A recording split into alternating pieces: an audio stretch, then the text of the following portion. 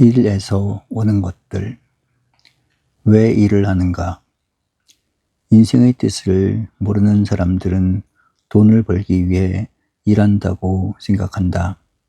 그 생각에는 잘못이 없다. 너무 가난한 생활을 했기 때문에 돈을 벌어서 잘 살아보자는 생각은 누구나 할 수 있다. 또 돈이 없으면 살아갈 수가 없으니까 먹고 살기 위해서는 돈이 필요해진다. 그러므로 돈을 벌기 위해 일한다는 생각이 든다.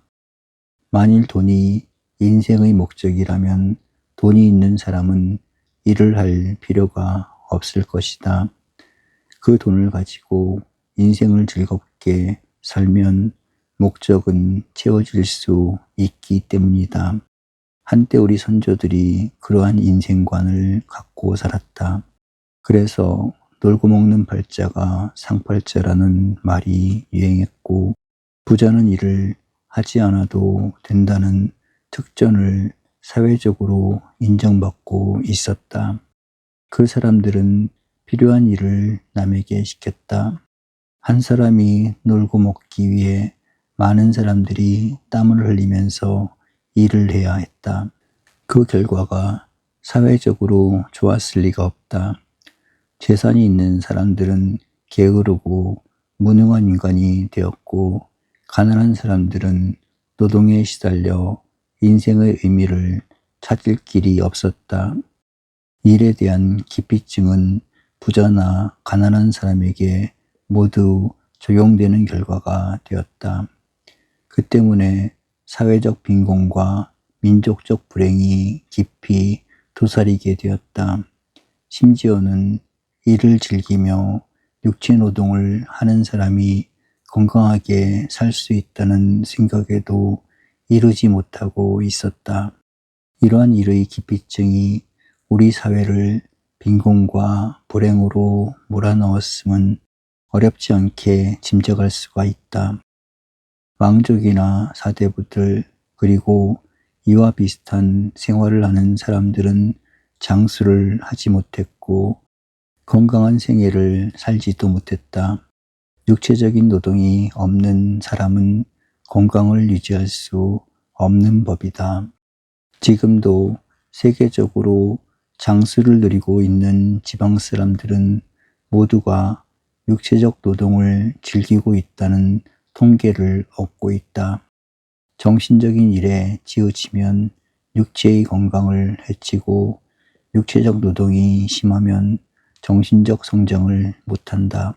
그러므로 육체적 일은 필수적이면서 정신적 일과의 균형이 무엇보다도 아쉽다.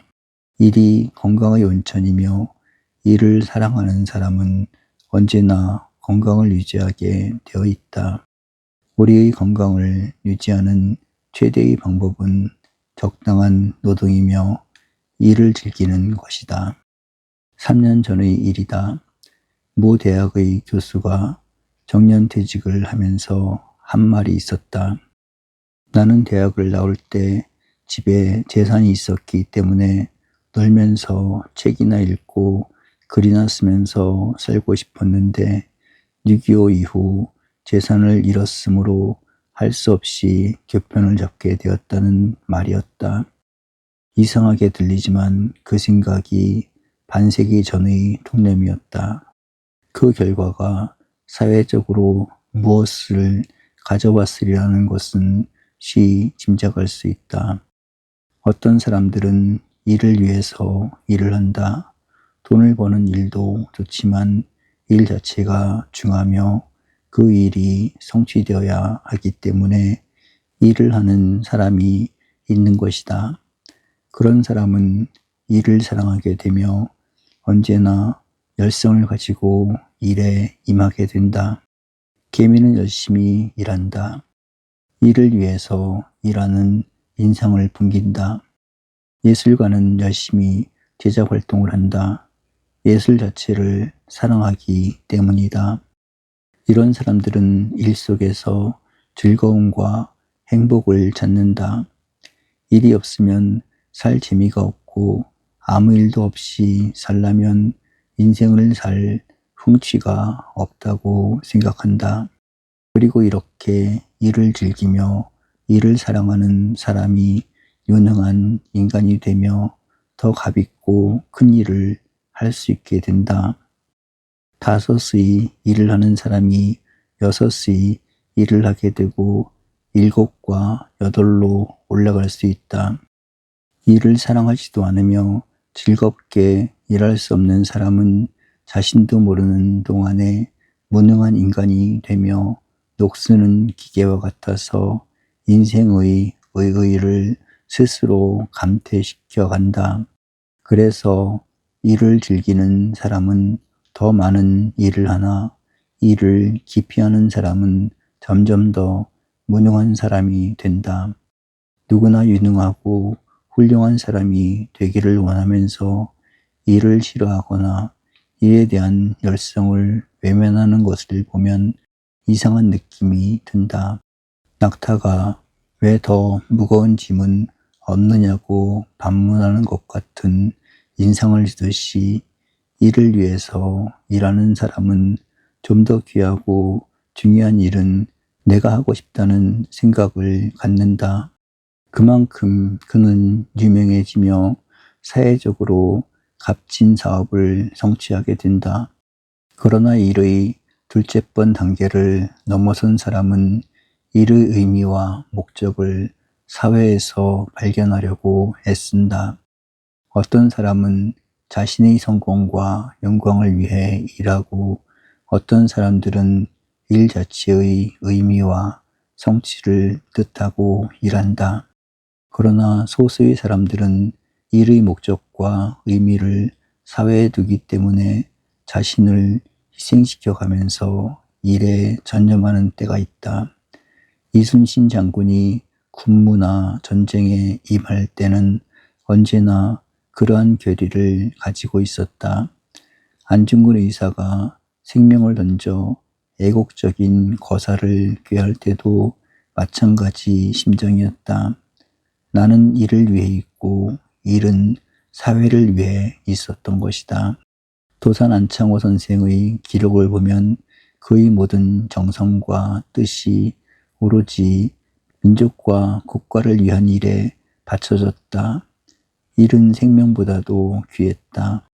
그 일은 자신의 생명보다 몇 배나 귀한 조국과 민족을 위한 것이었기 때문이다.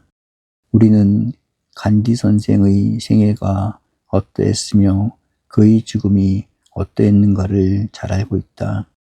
간디는 자기를 위해 일한 적은 없었다. 돈, 출세, 지위는 그에게 있어 의미가 없었다. 모든 일은 오로지 인도와 국민들에게 바쳐지는 재물과 같았다. 그러므로 그는 피곤을 모르고 일했으며 즐겁게 죽을 수 있었다. 그 점에 있어서는 슈바이처 박사도 마찬가지였다. 그가 자신을 위해 일하는 사람이었다면 학자나 교수로 그쳤을 것이며 목사나 음악가로 끝났을 것이다. 그러나 슈바이처는 불행한 이웃과 버림받은 사람들을 위해 일생을 바쳤다. 일의 의미와 보람을 불행한 대중 속에서 찾았던 것이다. 그래서 60평생을 건강하게 피곤과 권태를 모르는 자세로 일할 수 있었다. 그런데 여기 뜻하지 않았던 결과가 뒤따른다. 인생을 성공과 영광으로 이끈 모든 사람들이 이렇게 산 사람들이라는 사실이다. 돈을 위해 일한 사람의 대부분은 인생을 무의미하게 보냈다. 돈의 노예가 된 때문이다. 자신을 위해 일한 사람은 자신, 즉 육체적 생명과 함께 일의 결과가 끝났다. 오히려 일을 위해서 일을 한 사람들은 그 일과 더불어 인생의 의미가 남는다. 값 있는 일이 값 있는 인생을 만들어준 것이다. 그런데 인생을 참으로 값있게 살며 영광으로 이끈 사람들은 대부분이 자신을 희생시켜 가면서 일의 의미를 사회 속에서 발견한 사람들이다. 성공이란 다른 것이 아니다.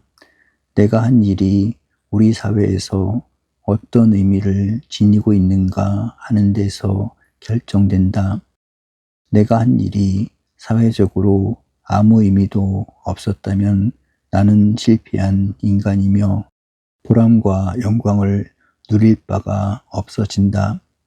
그러나 나의 노력과 봉사가 우리 이웃과 사회에 큰 의의와 결과를 남겼다면 그와 비례해서 나는 인생을 성공과 영광으로 이끈 결과가 될 것이다. 인간은 누구나 성공과 영광을 원한다. 그러나 성공과 영광은 일의 대가에서 온다. 그 일은 이웃과 사회에 대한 봉사일 때 그 값을 얻는다.